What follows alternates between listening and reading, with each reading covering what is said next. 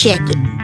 Yeah, hear the word, check it. The blind man and the elephant is a parable in which blind men who have argued for years about what an elephant truly is are given the opportunity to touch for themselves an actual elephant. As each blind man grabs a different part of the elephant's body, they all believe themselves to have absolute truth as to what an elephant truly is. One blind man touches the elephant's stomach and thinks it's a wall, another one holds its ear thinking that it's a fan, just as another blind man grabs the elephant's tail and declares that the elephant is like a rope. While the poor elephant is wondering who are all these people touching him, and whether he's at least going to get some peanuts out of this whole ordeal. First off, this feels like a huge OSHA violation. Like, why wasn't the area fenced off properly? Have we not learned anything from Tiger King? What goes on? Ow, son of a... Cool cats and kittens.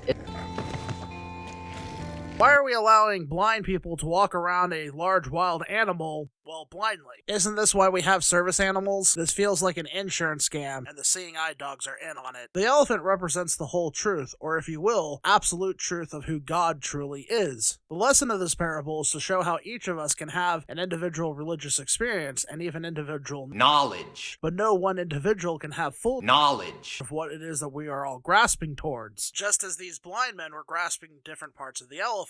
Even Christians like to use this Hindu parable as a way of teaching about the differences between denominations and theological camps. After all, even the Apostle Paul says that we are all staring into a mirror dimly. At first, this Hindu riddle is kinda cute, but it has some serious flaws. And I get that at some point, if you take any analogy far enough, all analogies will fall apart. Putting aside the obvious fact that an elephant inside a courtyard with a bunch of blind dudes would just be one giant meat grinder, the first and minor problem is that in order for the blind men to have a reference point to the body part of the elephant that they're holding onto, they either must have been able to see these different objects that they're comparing the elephant to. If they had never seen a wall, how do they know that the stomach of the elephant feels like a wall? Which means they were not born blind. Just as they could see the wall, they could also see an elephant, meaning they could have knowledge of what an elephant actually is, thus nullifying this parable altogether. This leads to the main problem with this parable. In order for you, the hearer, to understand the lesson behind the parable, one must possess knowledge of what an elephant is. Had you never heard of this parable, and had you had no knowledge of what an elephant was, you would hear this riddle along with the descriptions by the blind men and be just as confused as they are. The reality is, when you compare different religions to each other, these are not blind men who are grasping different parts of the same being,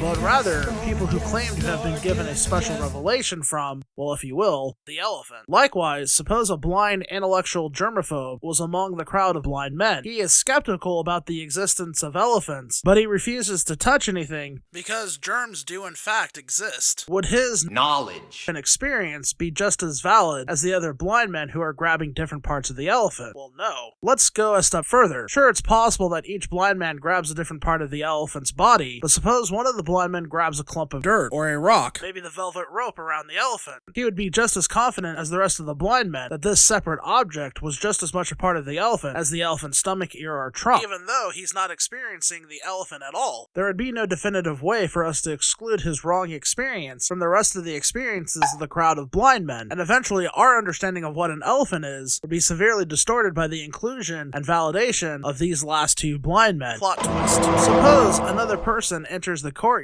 and declares himself to be the elephant. Okay, all analogies fall apart, but just stay with me for this little final bit. Suppose a person walked into the courtyard with the blind men and their elephant, and using words because he knows the blind men cannot understand pictures, declares that he was sent from the elephant to open their eyes so they could see for themselves what the elephant truly is.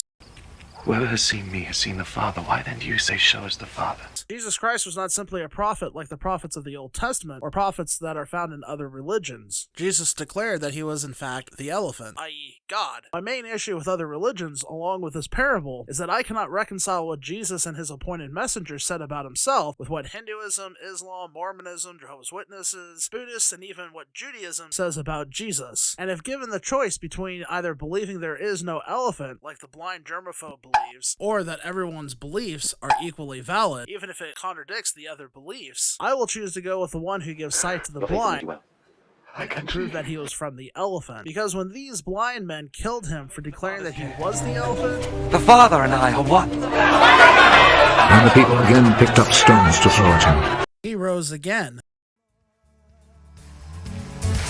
We say yes, Lord, yes, Lord, yes. Knowledge.